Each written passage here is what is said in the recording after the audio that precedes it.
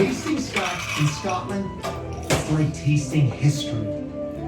Scotland is home to some of the friendliest and most welcoming people in the world. And the good thing is, when you have a drink in hand, the conversation and whiskey just flows. Oh yeah, ladies and gentlemen, the conversation and whiskey just flows.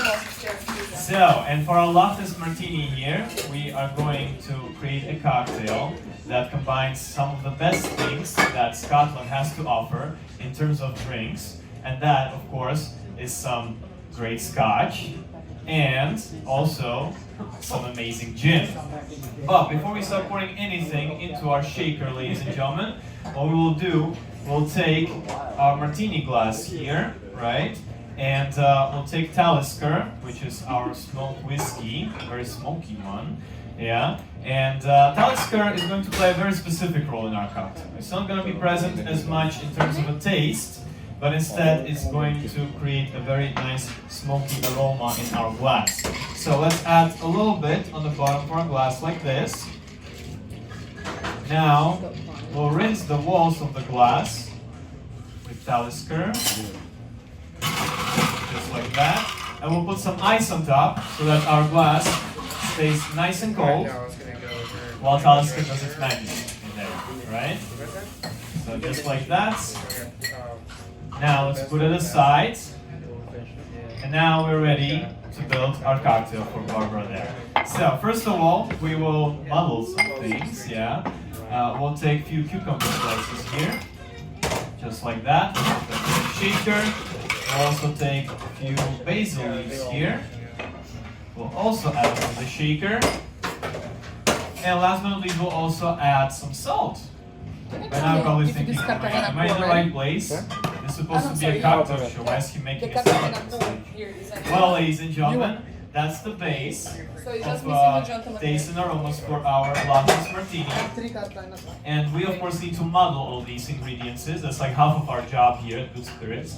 One half is, and the other is, yeah, well, but that's what you have to do, right? We work with a lot of fresh ingredients here in order to extract all that delicious flavor. We need to give it a little muddle. So, now that that is ready, we're finally ready to pour some alcohol. Yay! So, and for gin, ladies and gentlemen, we'll use not any gin, we'll use Hendrick's gin. And Hendrick's is not your typical London dry, okay? It's more of a contemporary gin, which is not as spiny, it's not as super forward. Instead, Hendrick's offers a more mellow gin experience, which is also suitable for those who are not particular fans of gin, right? We always tell people that are like, I'm not very much into gin, and we always say try before you deny, because we have some very tasty cocktails with this gin. And by the way, the infusion process of this one utilizes cucumber, which we already have in our shaker, and also some rose petals, which exactly creates a more mellow gin experience. All right, gin is done. Now let's move on to our orange liqueur. We have Cointreau here, a French orange liqueur made out of orange peels that are collected from all around the world. The demand for this bottle is absolutely huge. You can find it almost in any bar around the world, which means that French oranges just wouldn't cut it, right? They would deplete the fronts of their oranges, so they would use only French oranges. So this is a truly cosmopolitan bottle right here, because you can find oranges in it from all around the world. And we add just a little bit, just 1/4 of an ounce, to add that nice hint of orange taste to the mix. Our main sweetener here will be agave syrup. We'll add 1/2 ounce. Agave goes very well with citrusy notes like lime, lemon, and orange. And of course, to balance things out, because we have a lot of sweetness going on right now in our shaker, we'll add also some lime juice, 3/4 of an ounce. Just like that, everything's in. And now, ladies and gentlemen, we are ready to shake our first cocktail of the show. So, let's add some ice. One more ice cube. That makes all the difference, of course. Let's make sure everything is nice and tight.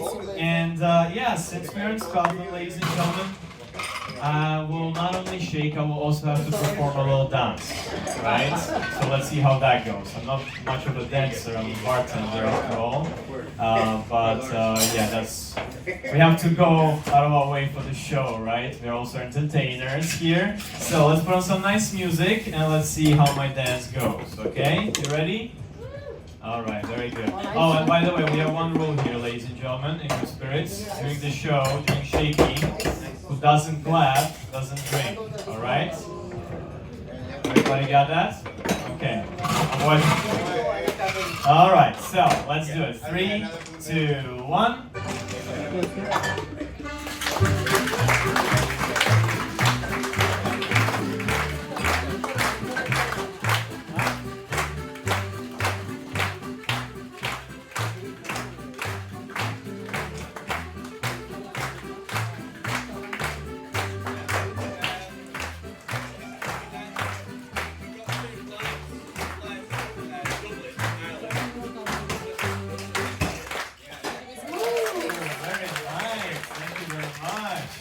I even heard some about like the double rim. That was so good. Very good. Alright, ladies and gentlemen, our shaker here is covered in frost. I barely peel my fingers off of it. Which means we did a nice job shaking this one. So let's open it up. Make sure everything is in the bigger part of the shaker. Let's put our camera back. And now let's go back to our glass here, Talisker, remember? So let's see. Our glass is nice and cold. And I'm out of the breath. Yeah, that was a terrific performance, right?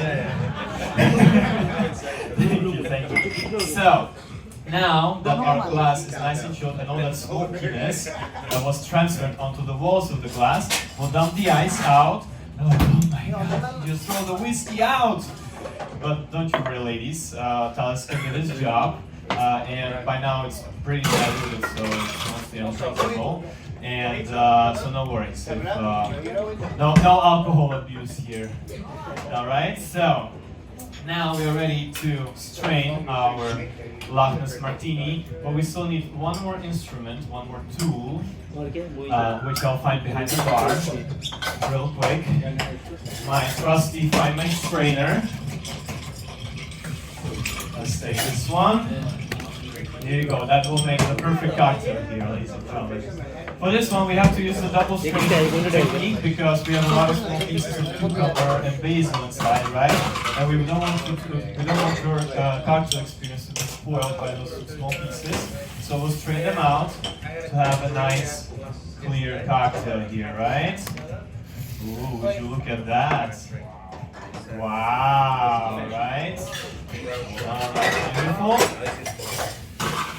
And now, ladies and gentlemen, we kind of recreated the famous lake Loch, right, that you can find next to Edinburgh on a misty morning. But the one thing that we're missing here is the Nessie itself, right? How many of you have seen the Nessie? Yeah? Where did you see the Nessie? In Scooby-Doo? What about you? Yeah? And on the lake, you saw it? You've been there? Oh, wow. The only place I saw was a souvenir shop. You know, they have the big ones, the small ones, also on the keychain, right? But what we are going to do, ladies and gentlemen, we're going to recreate the Nessie with a garnish. So let's take another slice of cucumber here. Right. Now what we're going to do, we're going to pierce it right in the middle, like that. We're going to take another basil leaf, and we're going to pull it right through the cucumber like this. And voila, we have our Nessie here, right? The resemblance is 1-to-1, I know. You don't even need an imagination, it's there, right there, yeah? Alright, and now let's see, ladies and gentlemen, if the Nessie is going to sing or if it's going to float. Okay? You ready? 3, 2, 1. Alright, looks like it floats. Beautiful. And with that, ladies and gentlemen, I present to you Loch Ness Martini. Welcome to Edinburgh.